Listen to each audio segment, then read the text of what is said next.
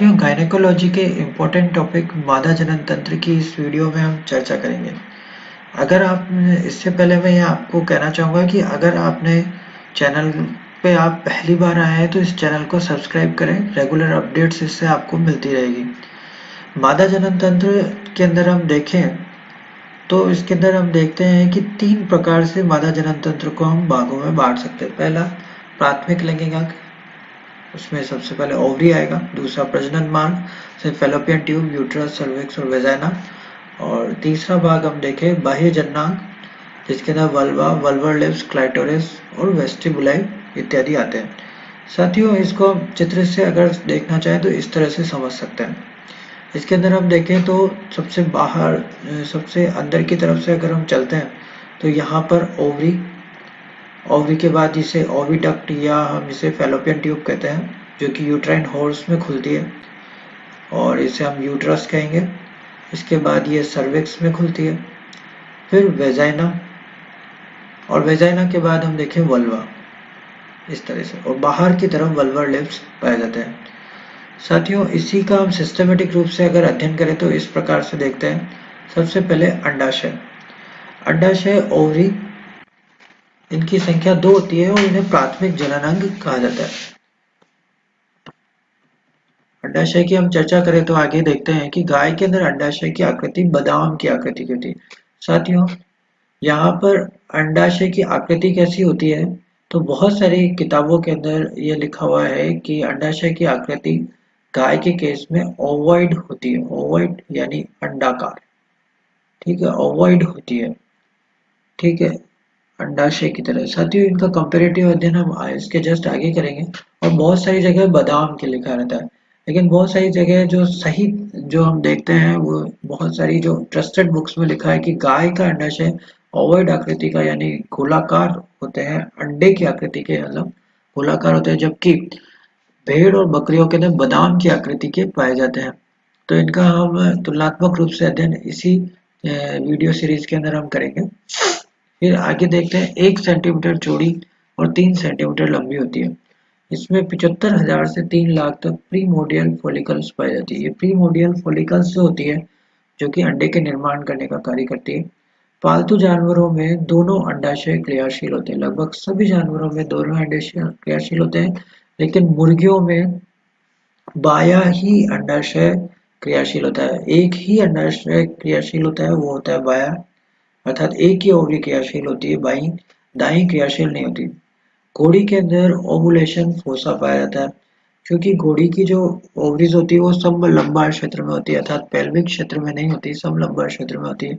और वहां पर अंडाशय के अंदर एक फोसा पाया जाता है जिसे हम ओवुलेशन फोसा या एक खड्डा जिसे हम कह सकते हैं, ओवुलेशन फोसा पाया जाता है। अगला हम देखें फैलोपियन ट्यूब। फैलोपियन ट्यूब, इसको दूसरा नाम साल्पिंग्स भी है, अंडवाहिनी कहते हैं या ओविडक्ट कहते हैं। इसके 3 भाग होते हैं। पहला भाग हम देखें इनफंडिबुलम। इनफंडिबुलम एक कीपनुमा भाग होता है जो कि अंडोत्सर्ग होने पर अंडे को ग्रहण करने की का कार्य करता है। फिर उसके बाद अगर हम देखें तो दूसरा भाग जो होता है उसे हम एम्पुला कहते हैं। ये जो भाग है ये इनफंडिबुलम कहलाता है। इसके अगला भाग जो होता है उसे एम्पुला कहते हैं, और तीसरा भाग जो कि ईस्थमस कहलाता है। अगर हम देखें तो एम्पुला जो होता है वो वहाँ निषेचन की क्रिया होती है, और इस्थमस जो होता है वो जायगोट को हॉर्न तक पहुंचाने का कार्य करता है। आगे देखें यूट्रस, तो भ्रूण यहीं पर ही रहता है। एक बार जब निषेचन की क्रिया हो जाती है तो जायगोट भ्रूण जो होता है वो यहीं पर ही रहता है, और ये फीटस को यूट्राइन मिल्क स्त्रावित करता है। अर्थात जब फीटस छोटा होता है और उसका कनेक्शन मादा के ब्लड से जब तक नहीं हो जाता तब तक यह यूट्राइन मिल्क उसे प्रदान करते हैं, अर्थात पोषण देते हैं, और स्पर्म को ट्रांसफर करने का काम करते हैं, क्योंकि स्पर्म वेजाइना सर्विक्स के थ्रू यूट्रस से होते हुए फैलोपियन ट्यूब से पहुंचता है और फैलोपियन ट्यूब के एम्पुला भाग के अंदर उसका निषेचन होता है। सर्विक्स अगला भाग देखें तो यह प्रेगनेंसी एवं एनेस्ट्रस की अवस्था के अंदर बंद रहती है। एनेस्ट्रस के बारे में हम डिटेल में आगे के वीडियो में अध्ययन करेंगे। यह वह अवस्था है जब जानवर प्रेग्नेंट नहीं हो पाता है। यह प्रेगनेंसी और एनेस्ट्रस में बंद रहती है सर्विक्स, जबकि ईस्ट्रस एवं प्रसव के दौरान यह खुलती है और ये स्पर्म को स्टोर करने का काम करती है। हीट में जब जानवर आता है तो इससे म्यूकस डिस्चार्ज होता है, जिसे हम वेजाइनल सर्वाइकल या वेजाइनल डिस्चार्ज कहते हैं। इस डिस्चार्ज के कारण पता चलता है, हीट के सिम्टम्स पता चलते हैं। अगला हम देखें वेजाइना, यह पेल्विक कैविटी के फर्श पर मिलती है। साथियों वेजाइना अगर हम देखें तो ये पेल्विक कैविटी के फर्श पर नजर आती है, और हम देखें तो ये जो वेजाइना वाला भाग है ये एक लंबा सा फर्श के ऊपर नजर आता है। इसके नीचे हम देखें तो ब्लैडर पाया जाता है, और ऊपर की तरफ जो है रेक्टम मिलता है। नीचे की तरफ ब्लैडर और ऊपर की तरफ रेक्टम मिलता है, और रेक्टम के ऊपर हम देखें तो कशेरुकदंड पाया जाएगा। आगे हम देखें, अगर अगला पार्ट हम देखें तो वेजाइना के बाद नेक्स्ट पार्ट का अध्ययन करते हैं। तो हम इस प्रकार से देखते हैं कि वल्वा पाया जाता है। वल्वा या हाइमन, वल्वा के अंदर एक भाग होता है हाइमन। यह वेजाइना और वल्वा के मध्य एक अनुप्रस्थ झिल्ली होती है, जिसे हम वल्वा कहते हैं। साथियों अब हम यहाँ पर विभिन्न प्रकार के गर्भाशयों या विभिन्न प्रकार के जानवरों में पाए जाने वाले गर्भाशयों का अध्ययन अपन करते हैं और उनका कंपैरेटिव स्टडी देखते हैं। तो सबसे पहले हम देखते हैं कि ओवरी का आकार कैसा होता है। तो साथियों बहुत सारी किताबों के अंदर गाय के अंदर ओवरी जो है वो बादाम के जैसे लिखी है, लेकिन इसका ट्रस्टेड सोर्स से अगर हम देखें तो इस प्रकार से हम पाते हैं कि इसमें लिखा हुआ है कि शेप ऑफ ओवरी। तो शेप ऑफ ओवरी अगर देखें तो कैमल के अंदर बंच ऑफ ग्रेप्स की तरह होती है, अर्थात गुच्छे नुमा होती है, अंगूर के गुच्छों की तरह होती है। इसी तरीके से सुअर के अंदर भी जो होती है वो अंगूर के गुच्छों के नुमा होती है। मेयर के अंदर देखें तो बीन शेप यानी किडनी के आकार की, जिसे हम बीन शेप्ड, इस तरीके से हम कह सकते हैं, इसे बीन शेप कहेंगे। काऊ के अंदर देखें तो ओवॉइड होती है यानी अंडे के जैसी गोल, जबकि बादाम के और काऊ और बफेलो दोनों के अंदर इस तरह से ओवॉइड होती है। जबकि बकरी और डॉय के अंदर हम देखते हैं तो इसे हम बादाम के जैसी बोलते हैं, इस तरीके की। तो इस तरह से हम देखते हैं ट्रस्टेड के अंदर इस तरह से मिलता है। इसी तरह से ओवरी की पोजीशन देखें तो सभी जानवरों के अंदर ओवरी जो होती है वो पेल्विक कैविटी में होती है, जबकि मेयर के अंदर ये सब लंबार होती है, अर्थात पेल्विक कैविटी में नहीं पाई जाती, लंबार कैविटी के अंदर पाई जाती है। इसी तरीके से हम और भी चीजों के अंदर डिफरेंस देखते हैं। तो वजन में भी देखते हैं तो घोड़ी की ओवरी थोड़ी बड़ी होती है आकार में। फेलोपियन ट्यूब की लंबाई देखें तो गाय के अंदर फेलोपियन ट्यूब थोड़ी बड़ी होती है, 25 सेंटीमीटर के लगभग होती है। गर्भाशय का आकार ये इंपॉर्टेंट होता है। गाय के अंदर अगर हम गर्भाशय देखें तो वह दो भागों के अंदर बटा हुआ, गाय भैंस बकरी के अंदर इसे हम बाईपार्टाइट कहते हैं, क्योंकि दो भागों में बटा हुआ था। सूरी के अंदर इसी चीज को हम बाइकार्नुएट कहते हैं। घोड़ी का गर्भाशय टी शेप्ड, जबकि कुतिया का गर्भाशय वी शेप पाया जाता है। साथियों बहुत बार पूछा जाता है कि टी शेप गर्भाशय किसके अंदर पाया जाता है, तो वह घोड़ी के अंदर पाया जाता है। इसे टी शेप या वाई शेप भी कहते हैं। ये बहुत अधिक कंफ्यूजिंग होता है क्योंकि कुछ किताबों के अंदर वाई शेप जो है वो गाय का लिखा रहता है, लेकिन साथियों ये गलत है। टी शेप या वाई शेप एक ही प्रकार को कहते हैं और यह घोड़ी के अंदर पाया जाता है। इसे कंपैरेटिव स्टडीज के अंदर भी हम देख सकते हैं कि टी शेप या वाई शेप जो है गर्भाशय वो कैमल के अंदर, इसी तरह से मेयर के अंदर यानी घोड़ी ऊँटनी में और घोड़ी के अंदर पाया जाता है, जबकि रैम शेप्ड जिसे हम कहते हैं या जैसे साधारण रूप से जो गायों के अंदर मिलता है वो रैम शेप्ड हॉर्न कहलाते हैं, और ये जो पाए जाते हैं गाय के अंदर पाए जाते हैं, जिसे हम बाईपार्टाइट कहते हैं। आगे हम देखें कि गर्भाशय की आंतरिक झिल्ली के अध्ययन हम करते हैं। ये हमने बाह्य रूप से देखा। हम गर्भाशय के आंतरिक झिल्ली की तरफ देखें तो गाय, भेड़, बकरी और भैंस इत्यादि के अंदर करेंकल्स पाए जाएंगे, जो कि हमने देखा भी था, प्लेसेंटोम्स के रूप में पाए जाते हैं करेंकल्स। जबकि सुअर के अंदर और कैमल के अंदर, घोड़ी के अंदर ये लॉन्जिट्यूडनल फोल्ड्स के रूप के अंदर मिलते हैं। ये गर्भाशय का विशेष प्रकार है। कुछ जानवरों के अंदर करेकल्स फॉर्म के अंदर होता है, कुछ जानवरों के अंदर ये लॉन्जिट्यूडनल फोल्ड्स के रूप में गर्भाशय की आंतरिक झिल्ली पाई जाती है। करेंकल्स बटन के नुमा संरचना होती है, जबकि लॉन्जिट्यूडनल फोल्ड पत्ते नुमा संरचना होती है। ये वह भाग है जिससे रुधिर का स्थानांतरण बच्चे में से माता में होता रहता है। आगे हम देखें तो कोटिलिडन की संख्या।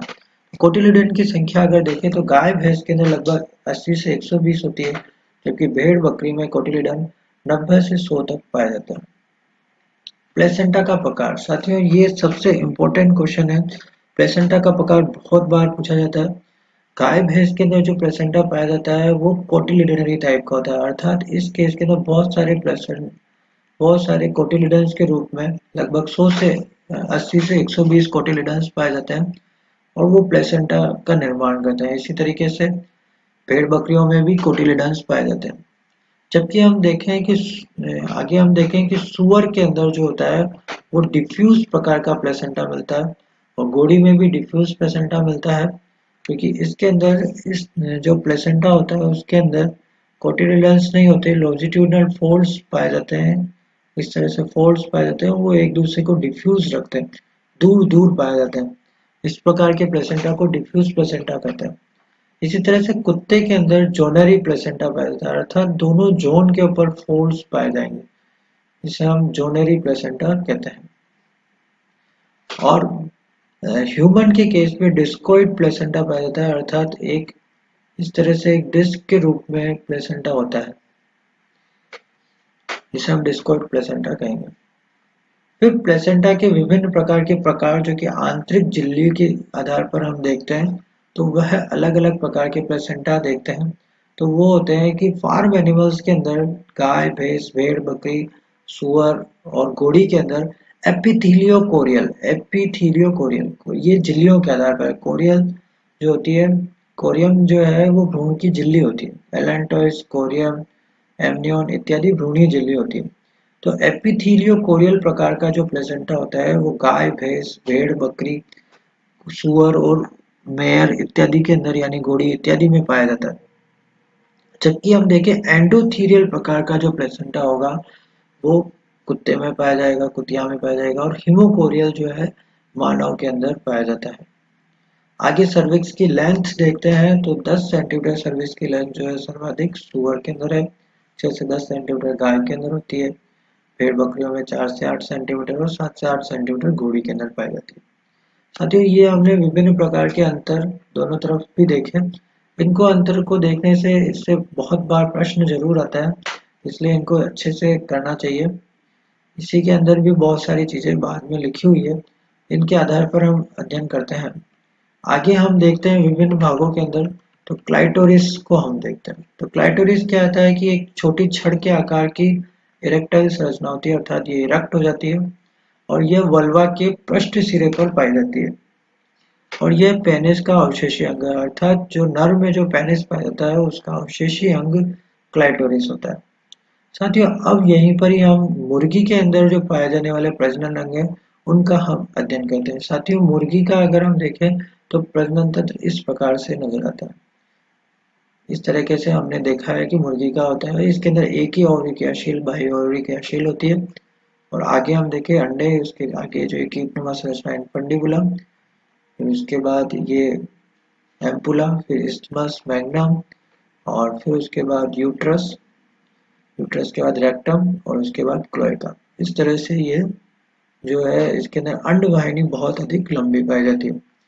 हम इसका अध्ययन करते हैं तो ये देखते हैं कि मुर्गी का क्लोएका जो होता है वो 3 भागों से बना होता है, कोप्रोडियम यूरोडियम और प्रोप्रोडियम, जिसको हम इस चित्र के अंदर भी देख सकते हैं। इसके अंदर 3 भागे खुले हुए, एक तो जो है वेजाइना से जो आ रहा है, एक रेक्टम से आ रहा है और एक जो है इसके अंदर एक और भाग जो होता है वो यूरिनियम मतलब यूरिन की तरफ से आता है। तो हम देखते हैं कि प्रोक्रोडियम भाग जो होता है वो रेक्टम का होता है, यूरोडियम जो भाग होता है उससे यूरिन निकलता है और एक और जो भाग हमने देखा यहाँ पर वो कोप्रोडियम होता है। इस तरह से 3 भाग जो निकलते हैं, जिसमें से तीनों भागों का हमें एक का काम यूरिन का है, एक का काम अंडे को लेने का है और एक का काम जो है वेस्ट मटेरियल यानी मीट का निर्माण के लिए है, अर्थात मल निर्माण के लिए होता है। मुर्गी के अंदर अंडवाहिनी इनफंडिबुलम भाग में अंडे को ग्रहण किया जाता है और इस्थमस बाह्य आवरण के निर्माण करने का काम करता है। मुर्गी के अंदर अंडवाहिनी का जो मैग्नम भाग होता है वो सबसे अधिक लंबा होता है और अंडवाहिनी के अंदर एल्बुमन निर्माण का कार्य करता है। ये अंडवाहिनी के अंदर एल्बुमन निर्माण का कार्य करता है। यूट्रस जो होता है वो शेल ग्लैंड इसके अंदर पाई जाती है और वहां से अंडे के ऊपर जो कवच होता है सफेद कलर का आवरण जो कैल्शियम का आवरण होता है उसका निर्माण यूट्रस के यहाँ से किया जाता है। अगला हम देखें कि पक्षियों के अंदर पक्षियों में इन्फंडिबुलम इस्थमस मैग्नम प्रजनन के भाग है, प्रजनन तंत्र के भाग है जो कि अंडवाहिनी के एक तरह से भाग है, तो और ये प्रजनन करने का काम करते हैं।